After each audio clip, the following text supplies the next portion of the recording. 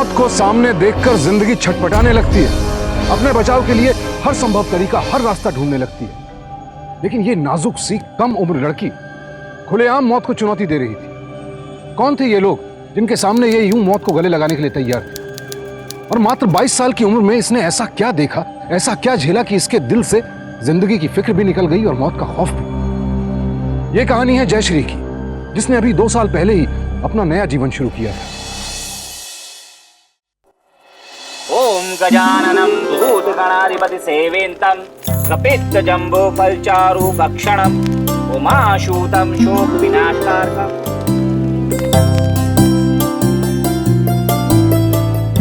सारी जिंदगी मैं ढूंढता अपनी बच्ची के लिए तो आप लोगों जैसा परिवार नहीं मिलता। हर बात में आप लोगों से हम कमतर हैं। भाई साहब, आपको एक अच्छा दामाद चाहिए था और हमें एक संस्कारी बहू जो हमारे बेटे और हमारे पूरे परिवार को संभाल सके। बस हमें जो चाहिए था हमें मिल गया। अब हम चलते हैं।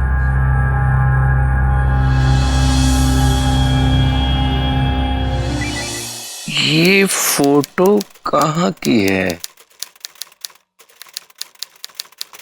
नहीं याद आ रहा है, एक सेकेंड उसी से पूछता हूँ। कैसे हैं आप पापा? अरे बेटा एकदम फर्स्ट क्लास।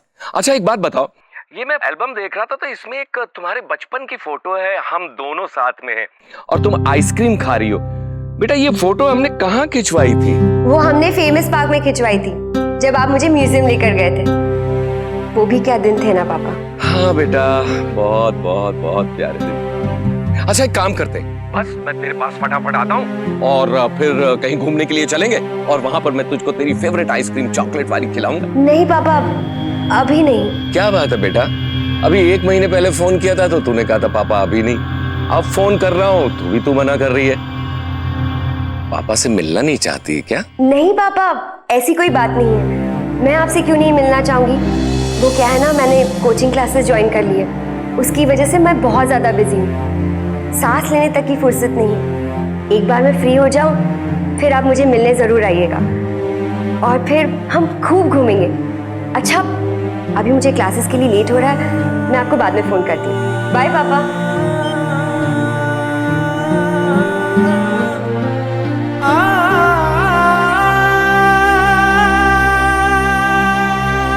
अपने पिता से एक पल के लिए भी दूर न रहने वाली एक लाडली बेटी शादी के बाद उनसे न मिलने के बहाने ढूंढ रही थी। अपने पिता से फोन पर बात करते वक्त जयश्री को समय का भी ख्याल नहीं रहता था, लेकिन जैसे ही किशोर उससे मिलने की बात करते, उसे कोई जरूरी काम याद आ जाता और वो बात पूरी सुने बिना ही फोन काट देती। क्या वजह हो सकती थी? कोई मजबूरी या कुछ और? इसी सवाल ने किशोर को भी बेचैन कर दिया और जवाब ढूंढने वो अगले ही दिन मुंबई के लिए निकल पड़े।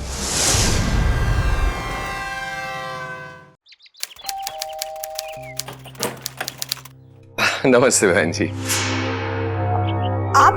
जी माफी चाहता हूँ बहन जी कि मैं बिना सूचित किए हुए चला आया। असल में बड़े दिनों से जयश्री की बहुत याद आ रही थी तो सोचा कि चल के आप सबसे मिल लूं। यहाँ पे कोई जयश्री नहीं रहती, चाहिए आप यहाँ से। क्या हुआ बहन जी, कुछ जयश्री से गलती हो गई? आप नाराज हैं उससे? मैंने एक बार आपको कहा ना कि यहाँ पे कोई जयश्री नहीं रहती, चाहिए आप यहाँ से। जयश्री आपकी बहू है, मैंने खुद अपने हाथों से उसे आपके साथ विदा किया था। अरे बेटा बेटा देखो बहन जी क्या कह रही हैं, क्या हुआ कुछ तो बताओ। बहन जी कह रही हैं कि जयश्री यहाँ नहीं रहती। माँ ठीक कह रही है। विशाल कौन है ये? देखिए ये है मेरी बहू और मेरे बेटे की धर्मपत्नी। आपकी बेटी को तलाक दिए हुए 3 महीने हो चुके हैं और हमें नहीं पता कि आपकी बेटी कहाँ है, इसलिए बार बार हमें परेशान मत कीजिए। जाइए यहाँ से, चलो।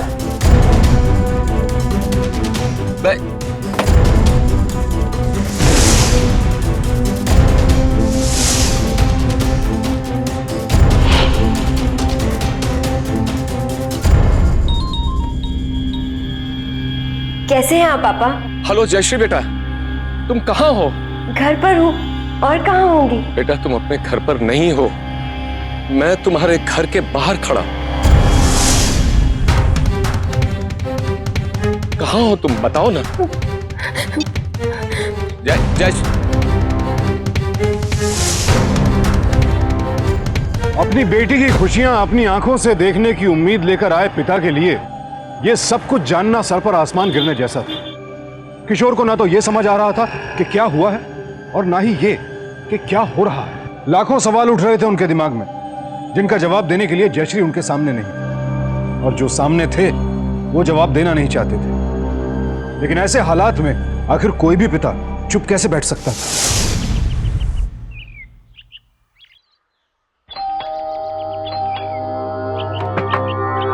बहन जी देखिए, आपको मुझे बताना ही पड़ेगा कि जयश्री कहाँ है, और ये जयश्री और विशाल का तलाक ये क्यों, क्या हुआ, कब?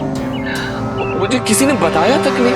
मैं तो ये सोच कर आया था कि आप क्या सोच कर आए हो ना, इससे हमें कोई लेना देना नहीं है। अगर आपकी बेटी ने आपको नहीं बताया तो हमें क्यों दोष दे रहे हो? दोष नहीं दे रहा, मैं सिर्फ ये कह रहा हूँ बहन अगर जी। आपकी बेटी आपको मिले ना तब उसे पूछ लेना। लेकिन कैसे पूछूं, मुझे तो यही नहीं पता कि वो कहाँ है।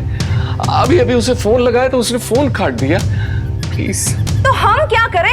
आपकी बेटी है, आप जानो। बार बार हमें परेशान मत कीजिए, जाइए आप यहाँ से।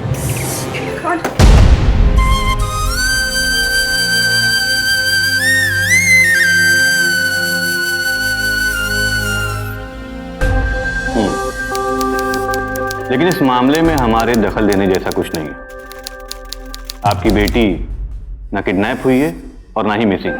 वो तो बस आपसे बात करना या मिलना नहीं चाहती, और ये कोई क्राइम नहीं है। ये आपका आपसी मामला है और इसे आपको ही सॉल्व करना होगा। सर एक सेकंड मेरी बात सुन लीजिए सर। कहीं ना कहीं कोई बहुत बड़ी गड़बड़ है सर। सर मेरी बच्ची मेरे साथ ऐसा कभी नहीं करती, और सर यहाँ उसका तलाक हो गया और मुझे खबर तक नहीं।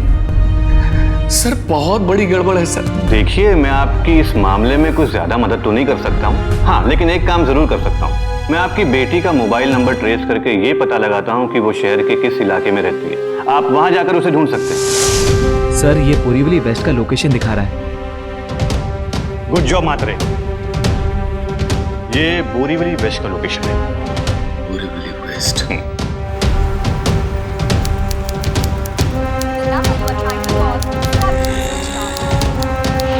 भाई साहब, ये मेरी बेटी है, इसको आपने कहीं देखा है?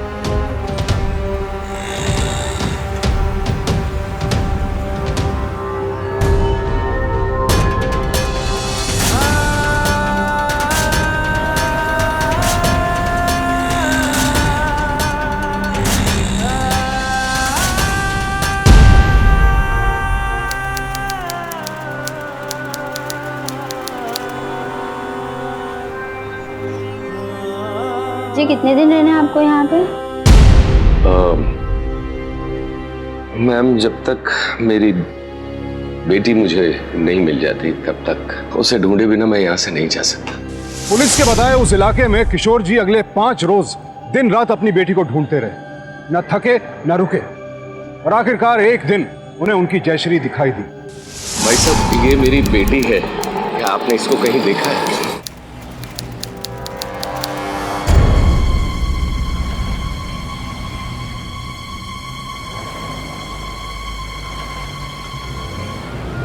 जयश्री! जयश्री!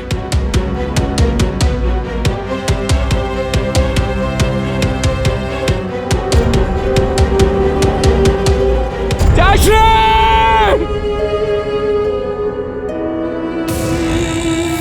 उस रिक्शे का पीछा करो।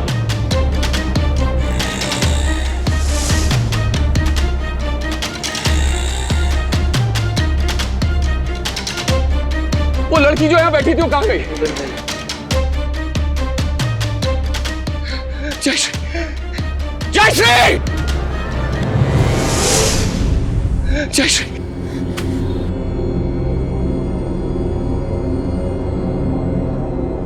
जयश्री! जयश्री! जयश्री! कहाँ जा रही है बेटा? और पापा का फोन क्यों काट दिया था? क्या हुआ तेरे साथ, कुछ तो बोल। मुझे आपसे बात नहीं करनी, चले जाइए आप यहाँ से। अरे मगर क्यों बात नहीं करनी है? सुन, तू घबरा मत, तू एक बार बोल तो सही, क्या हुआ तेरे साथ? मैंने कहा ना, मुझे आपसे बात नहीं करनी। अरे मगर क्यों? आपको छेड़ रहे हैं? अरे कुछ जानते हो आप इनको? जानते हो इनको आप? जयश्री! जयश्री! क्या है? क्यों छेड़ रहे हो उसको? भाई साहब वो मेरी बेटी है, मुझे जाने दीजिए। वही कह रहा हूँ, बेटी की उम्र की है तुम्हारी, उससे छेड़ रहे हो? मुझे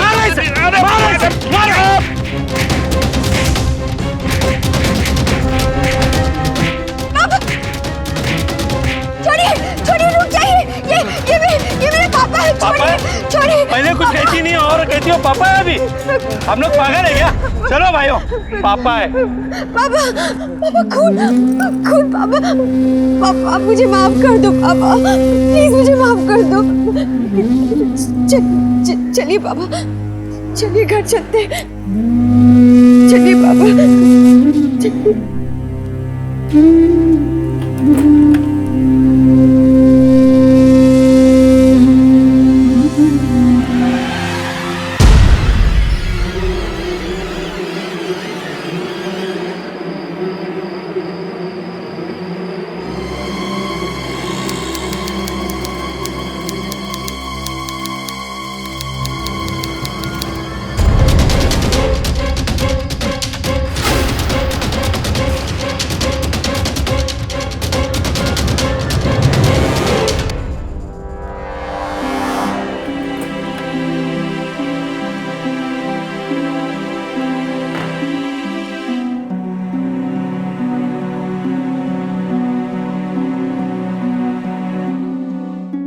पापा, आप अभी तक सोए नहीं? नहीं, सड़क पर जो कुछ हो रहा था वो सब मैंने देखा। कौन था वो आदमी और क्या हो रहा है ये सब? वो बोलो। इससे आपका कोई लेना देना नहीं। मेरा लेना देना नहीं है। मैं बाप हूं तेरा, मां भी हूं तेरी। जब तक मैं जिंदा हूं तब तक तेरा मेरे साथ लेना देना बना रहेगा। हाँ, अगर तू ये चाहती है कि मैं मर जाऊं तो लेना देना खत्म हो जाएगा। ठीक है, मैं आज ये कस्सा ही खत्म कर देता हूं। पापा ये क्या करे? बहुत कुछ झेला है मैंने आज तक, बस अब और नहीं झेल सकती। नहीं झेल सकती, मैं अपने पापा को नहीं खो सकती। अपने पापा को नहीं खो सकती। मेरी बच्ची।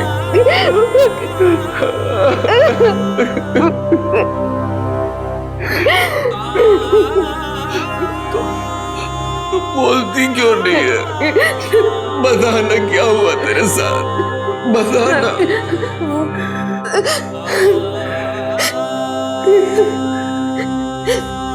इसकी शुरुआत तब से हुई जब से मैंने विशाल से शादी करने के लिए हाँ कहा। और फिर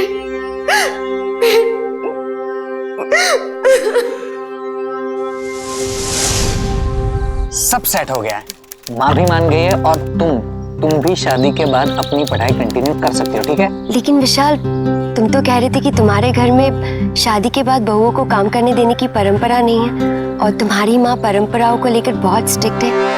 फिर माँ इतनी जल्दी कैसे मान गई? मतलब 2 घंटे 10 मिनट और 5 सेकंड लंबी डिस्कशन चली और उसके बाद जाके माँ मानी है। मैं भी तुमसे बहुत प्यार करती हूँ विशाल, लेकिन डॉक्टर बनना मेरे लिए मेरा एक बहुत बड़ा सपना है। कहीं कोई गड़बड़ ना हो जाए। कोई गड़बड़ नहीं होगी बाबा, मैंने कहा ना कि शादी के बाद तुम अपनी पढ़ाई कंटिन्यू कर सकती हो। प्रॉमिस? पक्का प्रॉमिस, ओके? तो फिर मैं भी तैयार हूँ। विशाल ने मुझसे झूठ बोला था। उसने घर पर बात ही नहीं की थी और इस बात का पता मुझे शादी के बाद पता चला।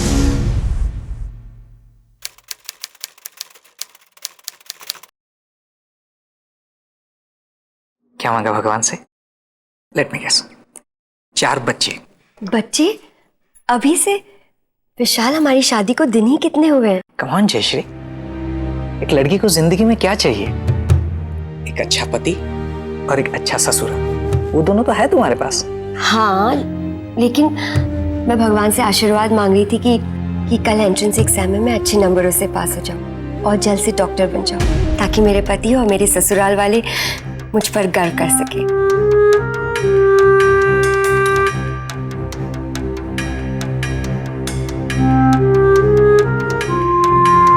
हुआ विशाल? सब ठीक तो है? कुछ नहीं। नहीं, कुछ तो है। तुम परेशान लग रहे हो। क्या हुआ? क्या जरूरत है ये एग्जाम देने की? क्या?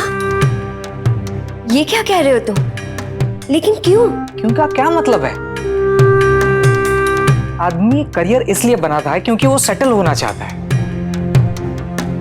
और तुम सेटल हो चुकी हो। जयश्री, हमारी लव मैरिज हुई, फिर भी घर के हर एक मेंबर ने तुम्हें प्यार से एक्सेप्ट किया है ना? माँ भी तुम्हें इतना प्यार करती है, तो फिर ये सब करके क्यों माँ को तुम नाराज करना चाहती हो? माँ को क्यों नाराज करना चाहती हो? मतलब विशाल, तुम जानते हो बचपन से लेकर आज तक मेरा सिर्फ एक ही सपना रहा है, वो है डॉक्टर बनना। शादी के पहले मैंने तुमसे क्लियर कर दिया था कि मैं शादी के बाद पढ़ाई करूंगी और काम करूंगी, और तुमने हाँ भी कहा था, और ये भी कहा था कि माँ मान गई है, माँ को कोई एतराज नहीं। तो फिर माँ को नाराज करने का सवाल ही कहाँ आता है? ये तुम क्या कह रहे हो विशाल? तुमने मुझसे झूठ बोला था ना? बोलो विशाल, तुमने मुझसे झूठ बोला था ना? जवाब दो विशाल, तुमने मुझसे झूठ बोला था ना? हाँ, मैंने झूठ बोला था, क्योंकि अगर मैं झूठ नहीं बोलता तो हमारी शादी कभी नहीं होती। विशाल, तुम जानते हो कि डॉक्टर बनना मेरा सबसे बड़ा सपना है, फिर भी। कैसा सपना? कौन सा सपना? सपनों से ज्यादा जरूरी है जिंदगी, और ये घर और इस घर के लोग, वो ही तुम्हारी जिंदगी है। और एक बात, अगर तुम बेहतर जिंदगी जीना चाहती हो तो तुम्हें वही करना होगा जैसे इस घर की औरतों से करने की उम्मीद की जाती है। Got it?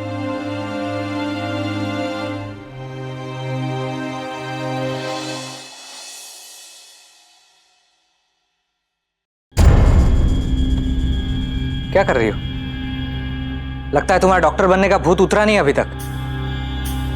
नहीं उतरा, क्योंकि ये मेरा भूत नहीं है, ये मेरा सपना है, इकलौता सपना जिसे मैंने बचपन से देखा है।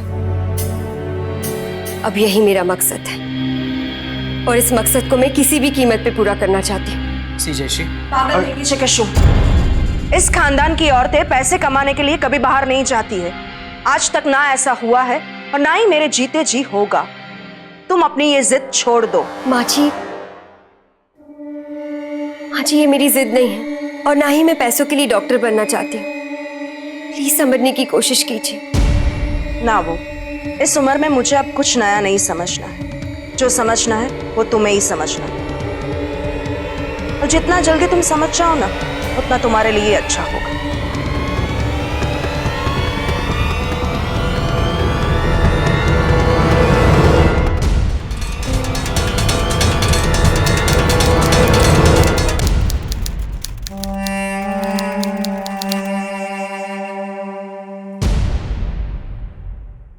मेडिकल एंट्रेंस एग्जाम क्लियर करना अपने आप में किसी अचीवमेंट से कम नहीं है। Thank you sir. सर, आगे की प्रोसीजर? हाँ, देखिए, हमारा सेशन 1 महीने के बाद शुरू हो जाएगा। उससे पहले आपको 25,000 रुपए पूरे 1 साल की फीस जमा करनी होगी। 25,000 रुपए? ठीक है सर, मैं जमा करवा दूंगी। गुड। इसके अलावा 1.5 लाख रुपए आपको और जमा करने होंगे। 1.5 लाख रुपए? सर, 1.5 लाख रुपए किस बात के? आपकी मर्जी है मैडम, चाहे इसे ट्यूशन फीस कह लीजिए या डोनेशन। सर, इतने सारे पैसे मैं कहाँ से लाऊंगी? सर, पॉसिबल नहीं है, प्लीज। बहुत कम है मैडम। मेडिकल की एक एक सीट के लिए लोग 20-20 लाख रुपए देने को तैयार हैं, और हम क्या, सारे कॉलेज इतना चार्ज करते हैं। लेकिन ये बात गलत है ना सर। इतनी मेहनत करके हमने एंट्रेंस एग्जाम पास की और यहाँ तक पहुंचे, और आप कह रहे हैं कि। ज्यादा बहस नहीं, ये रूल मैंने नहीं बनाया है। अगर आपके पास फीस देने के लिए पैसे हैं तो आपका स्वागत है, वरना डॉक्टर बनने का ख्याल अपने दिमाग से आप निकाल दीजिए। सर, लेकिन। And you may go now. I told you that is not possible, Jayashree. ऐसा नहीं है कि मेरे पास पैसे नहीं है, पैसे हैं मेरे पास। और माँ को पूछे बगैर मैं तुम्हें 1 रुपया भी नहीं दे सकता हूं, और माँ नहीं मानेगी पैसे देने के लिए। पर विशाल, ये मेरे फ्यूचर का सवाल है। बहुत मेहनत की है मैंने यहाँ तक पहुँचने के लिए। प्लीज मेरी खातिर एक बार माँ जी से बात करके देखो। मुझे पूरा यकीन है माँ जी तुम्हारी बात जरूर मानेगी। मैंने तुमसे विशाल कहा। सही कह रहा है, मैं नहीं मानूंगी। और अगर तुमने इस बार इसका साथ दिया या तो इस बारे में मुझसे बात करने की कोशिश भी की तो तुम अपनी माँ को खो बैठोगी। ऐसा मत कहिए माँ जी, मैं कुछ गलत नहीं कह रही हूँ। मैं तो सिर्फ मेरी नजर में ये गलत है। तुम्हें फीस के पैसे नहीं मिलेंगे, बस बात यहीं पर खत्म। ठीक है माँ जी, मत दीजिए पैसे। अगर मैं यहाँ तक पहुँच गई हूँ तो आगे का रास्ता भी खुद ही तय कर लूंगी। लेकिन एक दिन आपको यह एहसास जरूर हो जाएगा कि मैं जो भी कर रही हूँ गलत नहीं कर रही हूँ।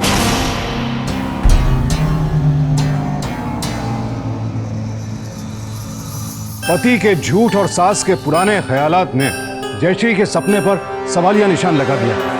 उसके पति विशाल ने झूठ बोलकर जयश्री से शादी करने का अपना सपना तो पूरा कर लिया, लेकिन उसे अपनी पत्नी के सपने की कोई कदर नहीं थी।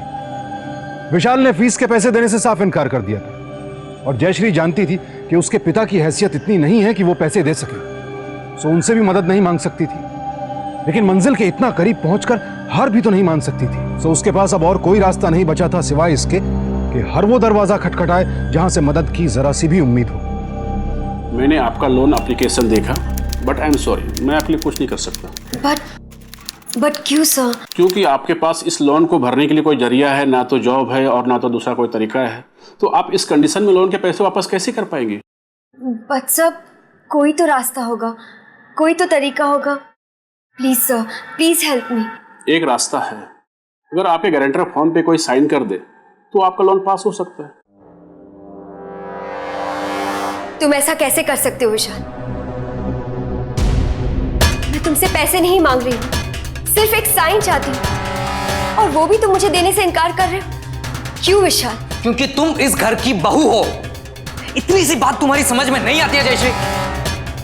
इस घर की बहू की जगह क्लिनिक में नहीं है, किचन में है। ये तुम कैसी बातें कर रहे हो विशाल? अगर माँ ऐसी बातें करे तो समझ में आता है, वो पुराने ख्यालों की है। लेकिन तुम ऐसी बातें कैसे कर सकते हो? और फिर शादी से पहले तुमने ऐसी बातें कभी नहीं की थी, अचानक तुम्हें क्या हो गया? अचानक कुछ नहीं हुआ है, मैं ऐसी ही बातें करूंगा और ये बातें तुम्हें माननी ही पड़ेगी। क्यों? क्योंकि तुम मर्द हो। हाँ, इसीलिए तुम्हें मेरी बात माननी ही पड़ेगी, ठीक है? नहीं विशाल, मर्द वो होता है जिसमें हिम्मत होती है और तुमने ना ही मेरा साथ देने की हिम्मत है, ना ही सच्चाई का साथ देने की। रसोई में तो तुम्हें होना चाहिए। जयश्री!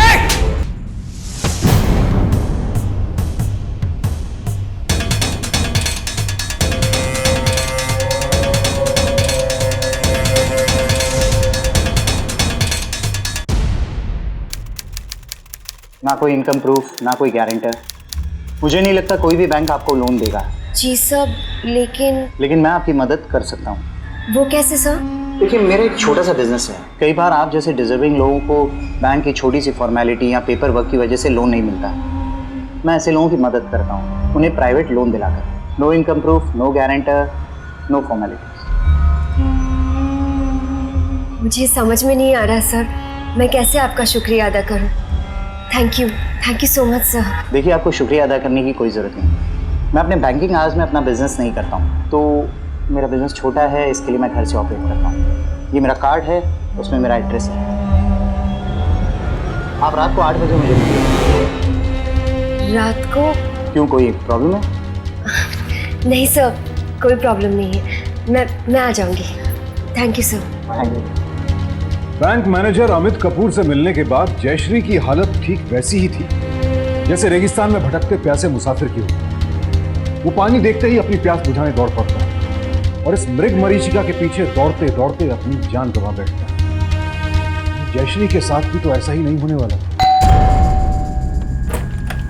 जयश्री जी, आइए, मैं आप ही का इंतजार कर रहा था।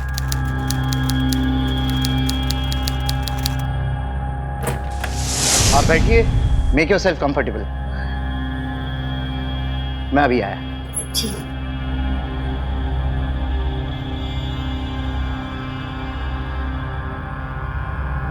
ये आपके पैसे।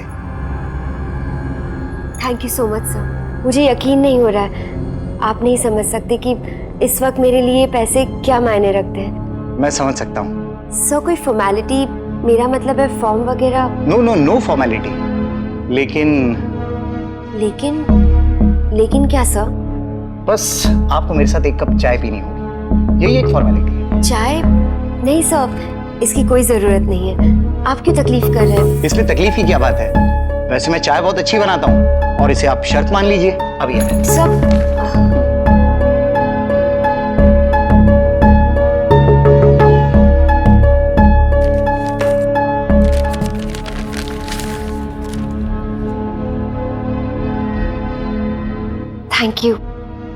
थैंक यू भगवान जी।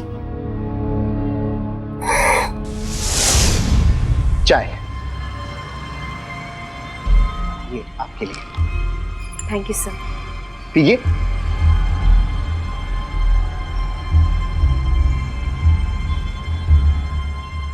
आपको चाय कैसी लगी? अच्छी है सर।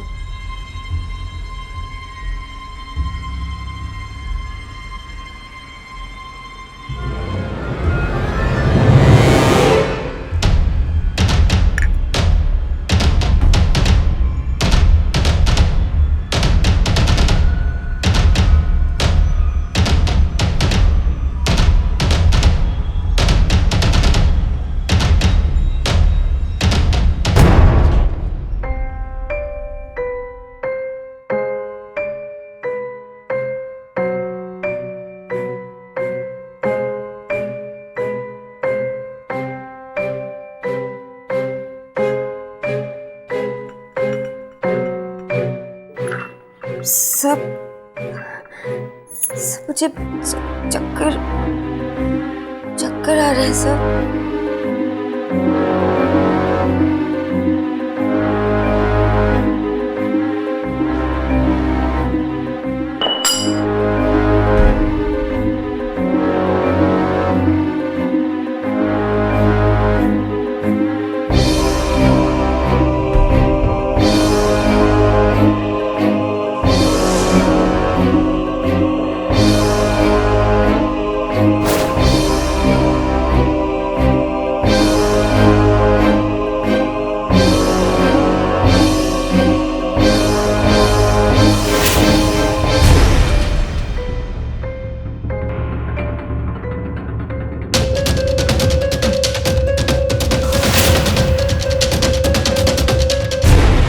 विशाल, चाय में कुछ था।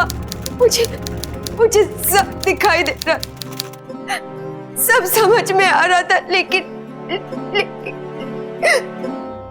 मैं कुछ नहीं कर पाई। विशाल, क्यों हुआ मेरे साथ ये सब? क्यों हुआ ये सब तेरे साथ? पैसों की लालच में आकर जानबूझकर तूने ही किया होगा। माँ जी, नहीं माँ जी, ये आप क्या कह रही है? मैं ऐसा क्यों करूंगी?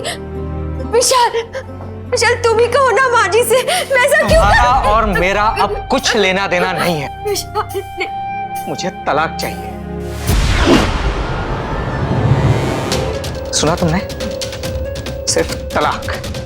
नहीं विशाल प्लीज ऐसा मत कर विशाल। माँ जी आप तो विशाल को समझाइए। माँ जी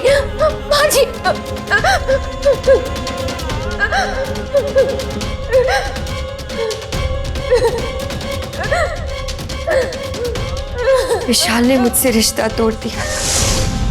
मुसीबतों से मेरा रिश्ता और गहरा और मजबूत होते गया।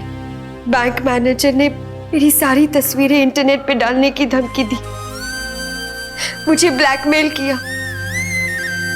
मैं उसकी हाथों की कठपुतली बन गई थी।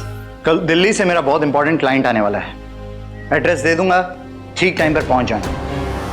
लेकिन मैं उससे मिलकर क्या करूंगी? तुम्हें कुछ नहीं करना है, सब कुछ वो संभाल लेगा। तुम सिर्फ टाइम पर पहुंच जाना, और याद रहे वो मेरा बहुत इंपॉर्टेंट क्लाइंट है, कोई शिकायत नहीं आनी चाहिए। समझ गई तुम?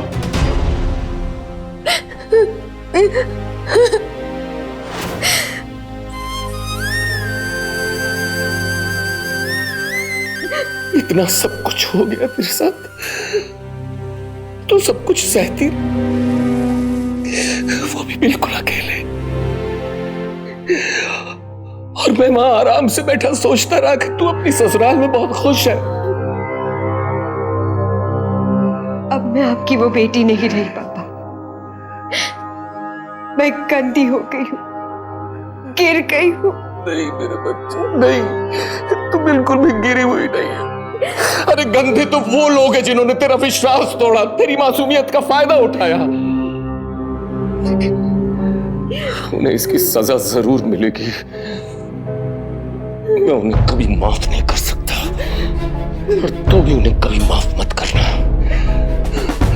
मेरा बच्चा, मैं तेरे साथ हूं, तेरा पापा तेरे साथ है। तू अकेली नहीं है बेटा, तू अकेली नहीं है।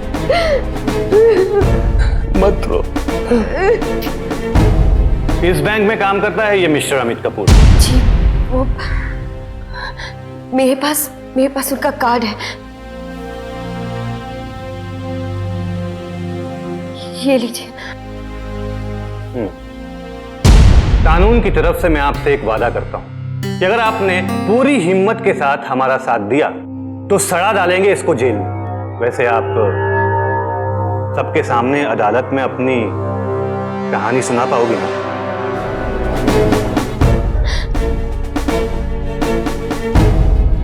हाँ बोल बेटा, हाँ बोल इंस्पेक्टर साहब को। जी।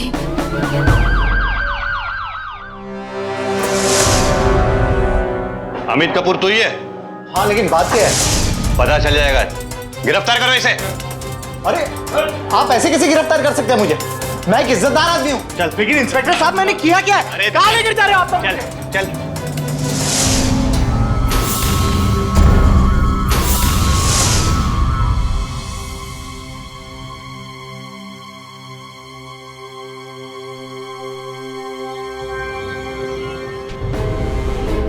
अभी पता चला क्या किया है तूने? चल, बाकी बातें थाने में करेंगे। आजा, चल।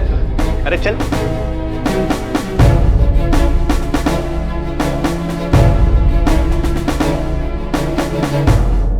मैनेजर अमित कपूर की गिरफ्तारी के बाद पुलिस ने उसके घर की तलाशी ली और वो तमाम वीडियोस और फोटोग्राफ्स बरामद कर लिए जिनके दम पर वो जयश्री का मानसिक और शारीरिक शोषण कर रहा था। अपने पिता के प्रोत्साहन से जयश्री ने उस दोषी मैनेजर को उसके किए की सजा तो दिलवा दी, लेकिन खुद को संभालने की हिम्मत अब भी नहीं जुटा पाई थी। अतीत की दर्दनाक यादों और इतना कुछ खो देने के गम ने उसे नाउम्मीदी की गर्त में ढकेल दिया था। वो जैसे जीना भूल ही चुकी थी, या यूं कहिए कि उसने शायद खुद को जिंदा लोगों में गिनना ही बंद कर दिया था।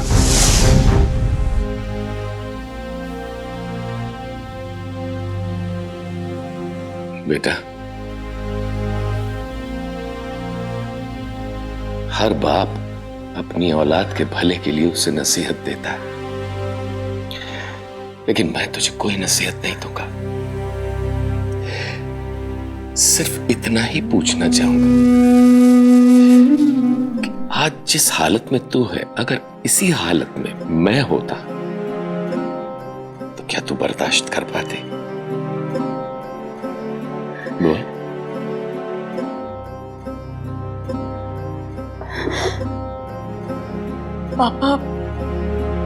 पापा वो बेटा, जिंदगी ने बहुत ज्यादतियां की हैं तेरे साथ। अब इन आंसुओं को पोंछ डाल बेटा। मैं नहीं बर्दाश्त कर सकता तेरी ये हालत। संभाल अपने आप को।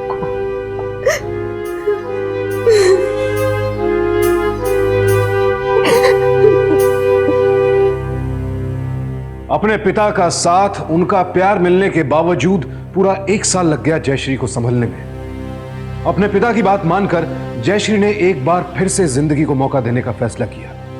डॉक्टर बनने के अपने अधूरे सपने को पूरा करने का फैसला किया। और जयश्री ने न सिर्फ एक बार फिर से मेडिकल एंट्रेंस एग्जाम दिया, बल्कि उसे अच्छे नंबरों से पास भी किया। लेकिन एक बार फिर से वही चुनौती आकर उसके सामने खड़ी हो गई जिसने पहले उसका रास्ता रोका था। मेडिकल कॉलेज की ऊंची फीस, जिसका इंतजाम वो इस बार भी नहीं कर सकती थी। अच्छी शिक्षा पर तो सबका हक होता है सर, मगर वो इतनी महंगी होगी तो हमारे जैसे लोगों का क्या होगा? नहीं नहीं, मैं मतलब पूरी फीस माफ करने के लिए नहीं कह रहा, मेरी बस इतनी सी रिक्वेस्ट थी कि अगर थोड़ी सी कम हो जाए तो। देखिए, मेडिकल की पढ़ाई की बात कर रहे हैं हम, आलू या टमाटर की नहीं। जो हम थोड़ा ठीक भाव लगा देंगे तो आप 1 किलो ले लेंगे। देखिए, आप पूरी फीस भर सकते हैं तो रुकिए, वरना आप जा सकते हैं। नहीं सर, मेरा ये मतलब नहीं था, आई एम सॉरी। प्लीज आप जाइए।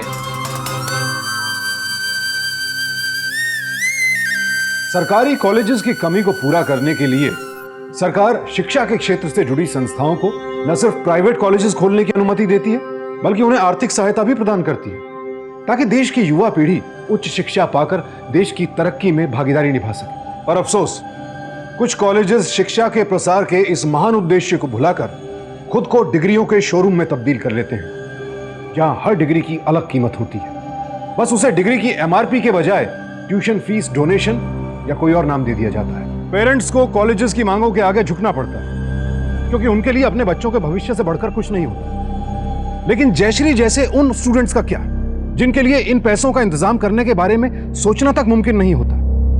क्या उन्हें इन कॉलेजेस की मनमानी के आगे हार मान लेनी चाहिए? कॉलेज प्रशासन, हाय हाय, हमारा डोनेशन वापस दो।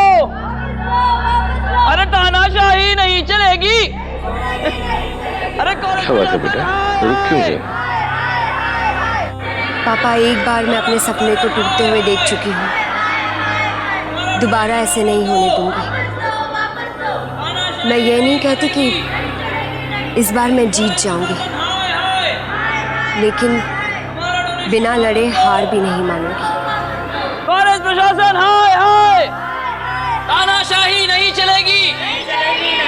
कॉलेज प्रशासन, हाय हाय, हम डोनेशन नहीं देंगे।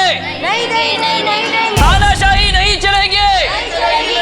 अरे कॉलेज प्रशासन, हाय हाय।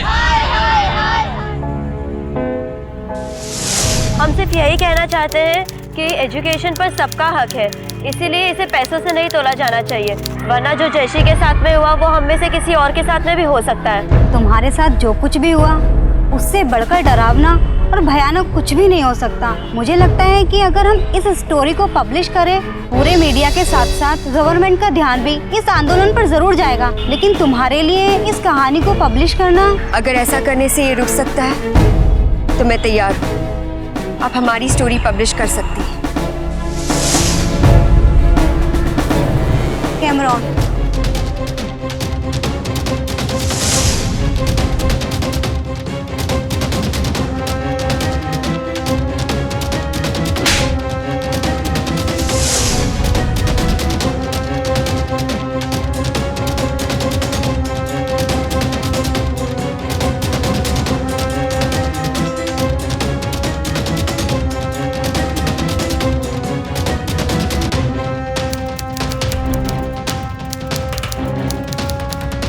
शालिनी, मेडिकल कॉलेज जाकर जयश्री और बाकी स्टूडेंट्स के साथ मेरी मीटिंग फिक्स करो।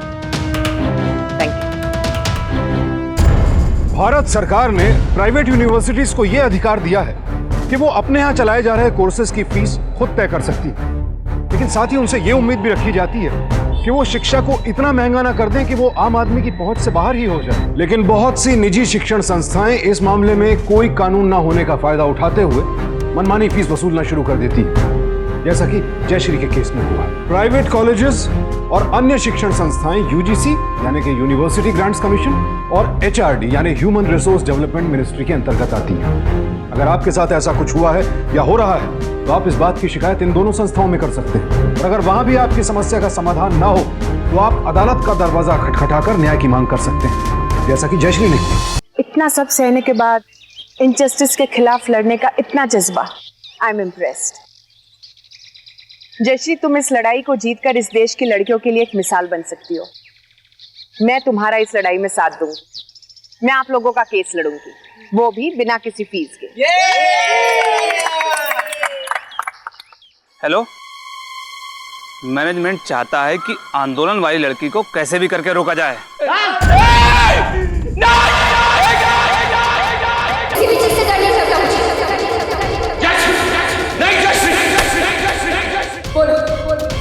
चलाओ चलाओ चलाओ चलाओ चलाओ।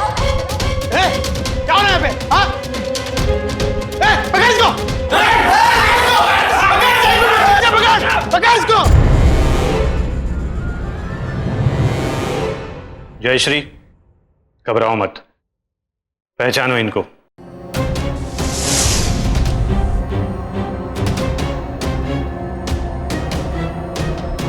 जयश्री के केस को अपने अंजाम तक पहुंचने में एक लंबा अरसा लग गया, लेकिन जयश्री और उसके साथियों ने इस थका देने वाली लंबी लड़ाई से हार नहीं मानी। वो जूझते रहे और हर गुजरते दिन के साथ उन्हें समाज के हर वर्ग और अन्य संस्थाओं का समर्थन मिलने लगा। और देखते ही देखते अन्याय के खिलाफ और शिक्षा के अधिकार के लिए उनकी इस लड़ाई ने एक आंदोलन का रूप ले लिया। लेकिन सिर्फ जयश्री और उसके साथी ही ये लड़ाई नहीं लड़ रहे थे, ऊपरी अदालत में कुछ अन्य स्टूडेंट्स भी ऐसी ही एक लड़ाई लड़ रहे थे। और जब ऊपरी अदालत का फैसला आया तो उसमें कहा गया कि शिक्षा का अधिकार मौलिक अधिकारों की श्रेणी में आता है और सरकार को नागरिकों के इस अधिकार की रक्षा करनी चाहिए और इन कॉलेजेस की मनमानी पर अंकुश लगाना चाहिए। इस फैसले को आधार बनाते हुए निचली अदालत ने भी जयश्री और उसके साथियों के हक में फैसला सुनाया और आखिरकार जयश्री का सपना साकार हुआ। उसे और दूसरे स्टूडेंट्स को कॉलेज में दाखिला मिला, वो भी बिना डोनेशन या ट्यूशन फीस चुकाए। याद रखिए, आपके अधिकारों की सुरक्षा के लिए कानून है, लेकिन उनकी रक्षा करना सबसे पहले खुद आपका अपना फर्ज है। इसलिए आगे बढ़िए, आवाज उठाइए। अब मैं सुशांत सिंह आपसे विदा लेता हूं। कल फिर मुलाकात होगी ऐसी ही एक और बेमिसाल सच्ची कहानी के साथ। देखते रहें सावधान इंडिया, सो फाइट बैक्स।